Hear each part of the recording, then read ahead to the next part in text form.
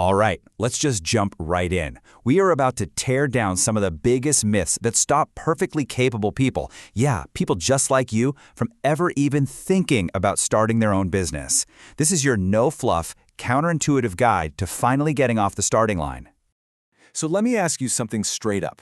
When you imagine launching your own thing, what's that one roadblock that always pops into your head? You know, that big fear, that nagging doubt. Because for almost everyone, there's something. And I'm willing to bet it's one of these right here. The fear of what your friends or family will think, that crushing pressure to come up with some genius idea, the classic, I don't have enough money, or the terrifying risk of quitting your stable job. Maybe it's just that feeling of not being passionate enough. These are the usual suspects, the absolute dream killers. But here's the big secret, the twist in the story. The real thing holding you back isn't your bank account or a lack of ideas, it's your mindset. And you know what the best part about that is? Your mindset is the one thing you have complete control over. It's something you can start changing, like right now. So, let's get to it. Okay, first up, let's tackle the monster.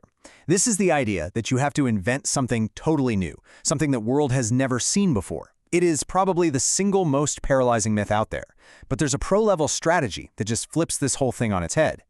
And you really got to let this sink in.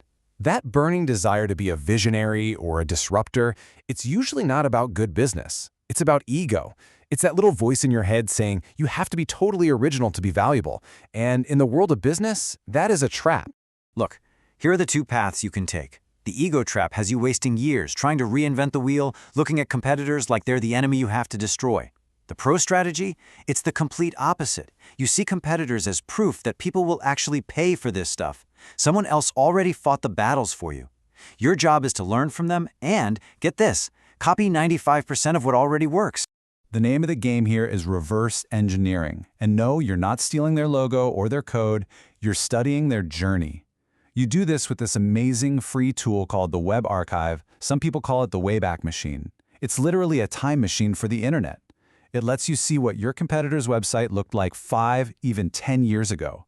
You get to skip all their mistakes and start with a model that's already been through the ringer. So here's the playbook, step by step. First, find a company that's already winning in a space you find interesting. Then, you hop on that web archive and you go back in time. Watch how their pricing changed. See how their headlines evolved. Notice the design shifts. You're basically getting a masterclass in what works, letting you skip their decade-long learning curve and start where they are today. To really make this stick, think about it like this. This is so important. If you try to put your own innovative spin on a business from day one, you're that plane veering off course by just 1 degree. It doesn't seem like much at first, but you'll end up hundreds of miles away from a profitable market. By copying a proven path at the start, you make sure you're aimed squarely at the destination. You can add your own unique flair later, once you're actually flying. And, you know, this idea of staying on a proven path doesn't just apply to your idea, it applies to your finances too. Which brings us to myth number 2, this insane idea that you have to quit your job, take out a second mortgage, and risk it all. That's the movie version. For most of us, with, bills to pay, that's a non-starter. But what if the risk wasn't that big? I want you to just focus on this number for a second, $500. According to the sources we're looking at today, a whopping 90% of viable side hustles can be launched for $500 or less. With all the tools we have today, websites, social media, online platforms, the cost of failure isn't catastrophic anymore. It's negligible. It's a cheap experiment, not a life or death decision. And no, you don't have to quit your job. The whole point is to use your nights and weekends to see if your idea has legs. Prove that people will pay for it. Once you have that proof, then you can think about going all in. You build the parachute before you jump out of the plane. Now for the one that might ruffle some feathers. That piece of advice we've all heard a million times, follow your passion. The thing is, this can actually be a trap. A sneaky form of procrastination where you're just waiting around for the perfect passion-fueled idea that, well, it might never show up. So here's the counterintuitive, pragmatic alternative. Follow the profit. Think about it. Someone starts a simple, maybe even boring window washing business. It's not their grand passion, but the profit from that boring business, that gives them the money, the skills, and the confidence to later go and open that niche bookstore they've always dreamed about. You're building from a position of strength, not just wishful thinking. And here's the real secret. The passion can be found in the game itself, in the process of commerce, that little thrill you get from turning $1 into $2. If you can fall in love with that process, you can find the energy to succeed in almost any business because you're fired up by the daily challenge of building something, not just waiting for a perfect dream to fall into your lap. Okay, so we have officially busted the big myths.